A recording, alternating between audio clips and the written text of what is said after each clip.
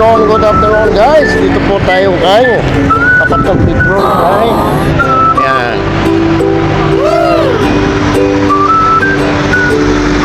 Gusto nyo magpapagawa ng motor, kahit anong klaseng motor, dito na po kayo kasi nandito po yung aking mekaniko doon sa motor trade, no? Napakahusay gumawa. May mga gulong din sila dito, mga langis. May libre pa po silang pansit. Ayan, opening nila kaya palibre na pansit. Yung misis ko guys, nagugutom. Ayan. Hindi nga alam, mamaya 500 na babayaran yan. Ayan.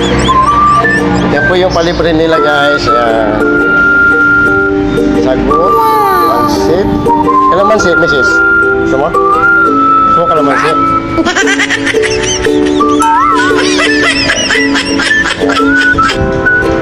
Iba-vlog natin itong tindahan ni ate.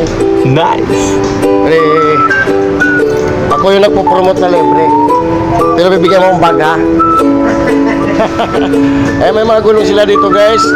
Ang mga keyboard. Ayan, kung anong motor ang gusto nyo. Keyboard, tire, ayan. Magaganda. Ayan. Mga langis po nila guys. Mamili kayo kung anong brand ang gusto niyo langis. Yan.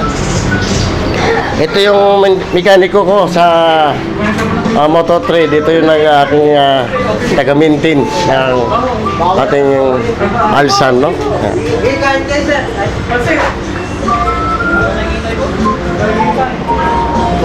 Sir, sabihin mo yung tindahan mo. Ay, sa anong burdo? Sabihin mo yung tindahan mo, ma'am. Ano po yung dito? Sa Bireyos. Sa tapat ng Bayad Center po.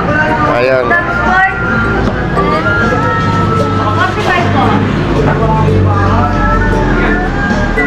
Saka yung mekaniko nila dito guys, galing talaga sa motor trade. Kaya kahit anong paggagawa niyo sa kanya, ay talagang mahusay po to. Talagang 3 years ko na itong nagme-maintain sa motor ko.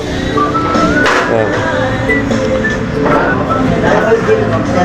Dito lang to guys sa may tapat ng Petron. Halos tapat ng Petron sa Batangas Rural Bank. Ayan.